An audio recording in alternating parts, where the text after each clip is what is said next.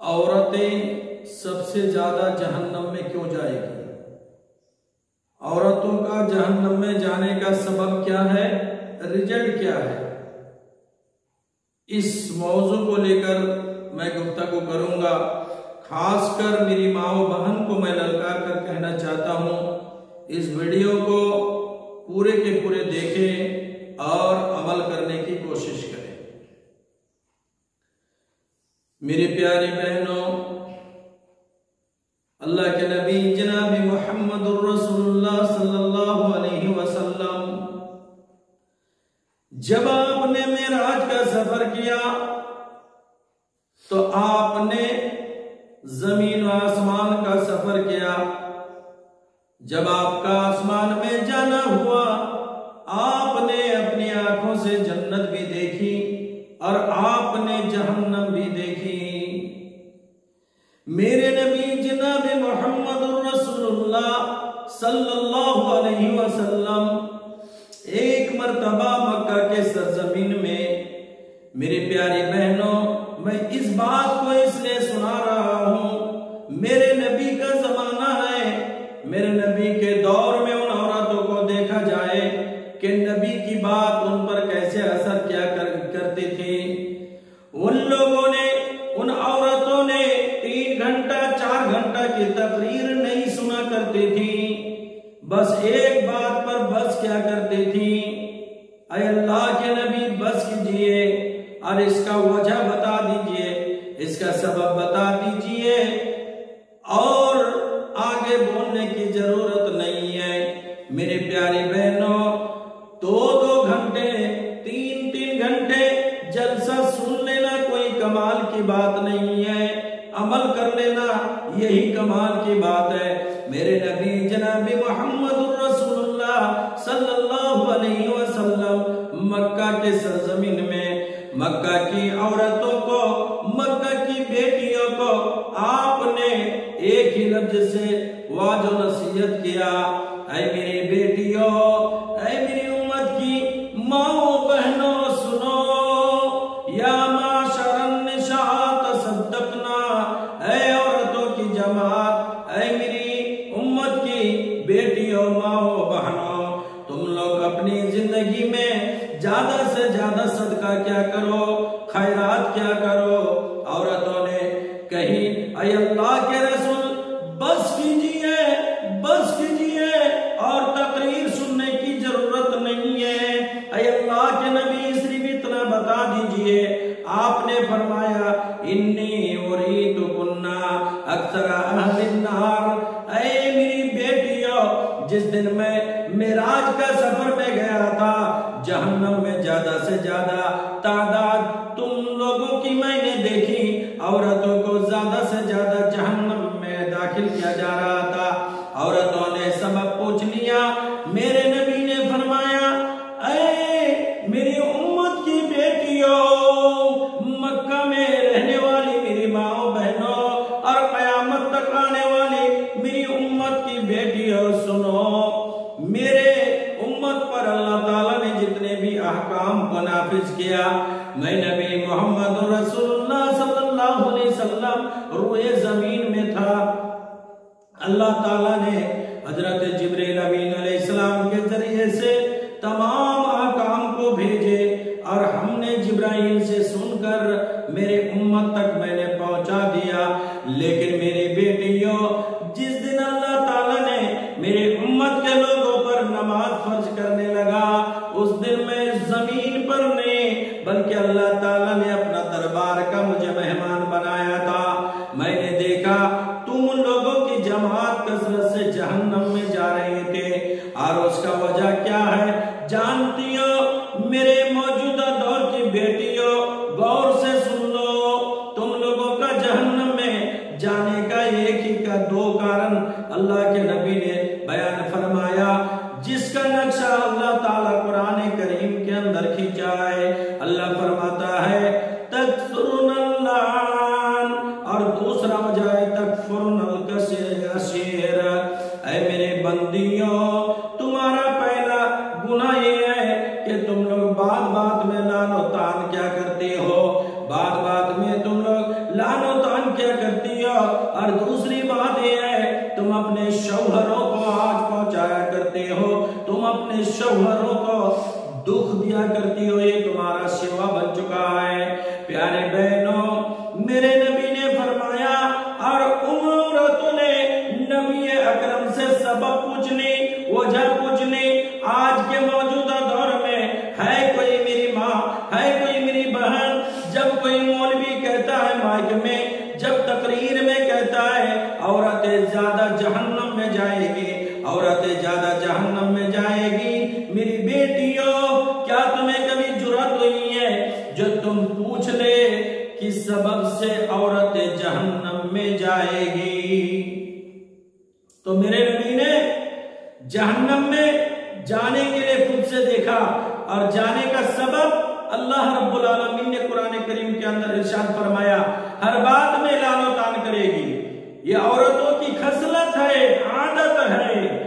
अगर 4, 5, 10 लड़का मिलकर चले तो गुंजाइश है कि वो खामोशी के साथ सफर कर लेगा, लेकिन जहां 4, 5 मेरी माओ बहन हो, लड़कियां हो, बाइक वाला पीछे से हॉर्न दे देकर थक जाएगा, लेकिन इसकी तवज्जो और ध्यान बाइक के हॉर्न की तरफ नहीं होगी, ये रास्ता छोड़ेगी नहीं, क्योंकि ये लानतान की बातें कर रही है, ये गप्पे कर रही है मेरी प्यारी बहनों। और दूसरा कारण रसूल अकरम सल्लल्लाहु अलैहि वसल्लम फरमाते हैं, कुरान में अल्लाह रब्बुल आलमीन ने कुरान में फरमाया कि तुम लोग अपने शौहर के दिल को ठेस पहुंचाती हो। और आज बहुत ऐसी मेरी माँ बहन है जो समझती है कि ये कोई गुनाह ही नहीं है।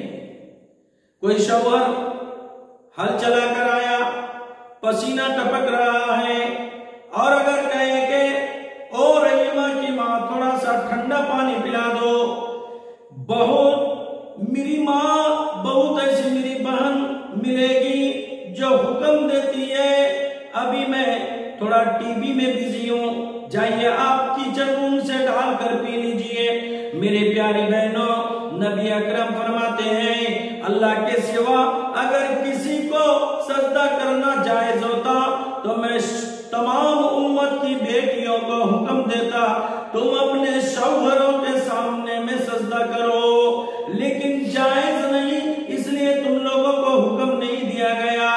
मेरी प्यारी बहनों, शौहर के दिल में अगर आग पहुंच जाए, अगर ठेस पहुंच जाए, तुम हजारों इबादत करो, नमाज पढ़ो, रोजा रखो, अल्लाह ताला के दरबार में ऐसी औरत की कोई इबादत कबूल नहीं की जाएगी।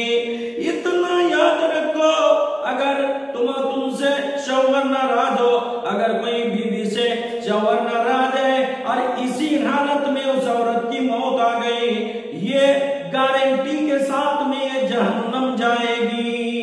प्यारी बहनों, तो ये सब जहन्नम जाने की अलामत और सबब आपको बतलाया जा रहा है। मैं और एक बात आपको बता दूं, औरत ये अरबी शब्द है, औरत के मतलब छुपाने वाली चीज, जिसको ढांका जाता है, औरत का मतलब ये है। तो आपको पर्दा में भी रहना चाहिए, लेकिन आज अल्लाहु अकबर, मौजूदा दौर में आज लड़कियों का लिबास और उसके नंगापन आज हमारे समाज के अंदर, मतलब कि इसलिए समाज के अंदर अमन और शांति नहीं है, अमन और शांति को भंग किया जा रहा है। क्यों? आज मेरी माँ बहन जो है पर्दा का गर्दा उड़ा रही है, ये भी वजह है जहन्नम में जाने का। प्यारे साथियों, मेरी माँ बहन, मैं आपको एक मिसाल दे देना चाहता हूँ। एक भेड़ियों की रेवड़ ने बकरियों को ललकार कर कहा, अरे बकरियों, तुम लोग खूंटी से क्यों बंधी हुई रहती हो? तुम अपने मालिक को क्यों नहीं कहती हो? देखो बागों में जाओ, सरो सब्जा मिलेगा, देखो हर तरह का चारा मिलेगा, तुम लोग एक ही जगह में बंधी क्यों रहती हो? ये भेड़ियों के चक्कर में पड़ गई और बकरियों ने मिमियाने लगी, में करने लगी। मालिक समझ गए इन्हें आजादी चाहिए, इनको उस रेवड़ में एक बुढ़िया बकरी थी। बुढ़िया बकरी ने वसीयत की, ऐ मेरी बेटियों, मालिक जो तुम्हें देता है तुम उसी बागों में आजादी ना करो, क्योंकि वहां पर तुम्हारा खतरा है, वहां तुम्हारा नुकसान है। ये जवाब देती है, ए बुढ़िया चौक, तुम तो 2 महीने की मेहमान है, तुम्हारी जिंदगी तो बीत गई है, हमें आजादी चाहिए। मालिक ने खूंटी से अलग कर दिया। दौड़ती हुई ये लोग बाग में चली गई और वहां पहाड़ी के ऊपर से एक भेड़ियों का जमात आती है और इन बकरियों को नोच फाड़ कर खा लेती है। मेरे प्यारे भाइयों, आज औरतों का पर्दा लेकर बात किया जाए। आज दुश्मनाने इस्लाम कहते हैं औरतों से आजादी छीनी जा रही है, औरतों की हक छीना जा रहा है। मेरी प्यारी बहनों, तो अगर तुम्हें कहा जाए तो तुम्हारा हक नहीं छीना जा रहा है, तुम्हारी आजादी छीनी नहीं जा रही है। जिस तरह बकरियां बागों में जाकर महफूज नहीं रही, इस तरह आज मौजूदा दौर की मेरी बेटियां, मेरी माओ बहन जो बकरियों की तरह से आजाद घूमती फिरती है, वो भी आज महफूज नहीं है। कहीं बलात्कारी की जा रही है, कई मुसलमानों की बेटियों को छेड़खानी किया जा रहा है। क्यों? तुम्हारा लिबास सही नहीं है, तुम्हारे अंदर पर्दा नहीं है। आज तुम अपने आप से आजादी मांग रही हो, इसलिए तुम्हारा भेड़ियों का हाल हो चुका है, उन बकरियों का हाल हो चुका है। तो मेरी प्यारी बहनों, जहन्नम में जाने का ये सब सबब है। कुरान करीम में अल्लाह रब्बुल आलमीन ने 3 वक्तों से मना कर दिया। 3 वक्त तुम किसी के घर में ना जाओ। नंबर 1 फरमाते हैं अल्लाह रब्बुल आलमीन, ईशा के बाद में किसी का घर में जाया ना करो, क्योंकि ईशा के वक्त आराम का वक्त है, सोने का वक्त है। क्या पता मियां बीवी सो रहे हैं, इस वक्त में तुम पहुंच रहे हो, इसलिए ईशा के वक्त किसी का घर जाना मना है।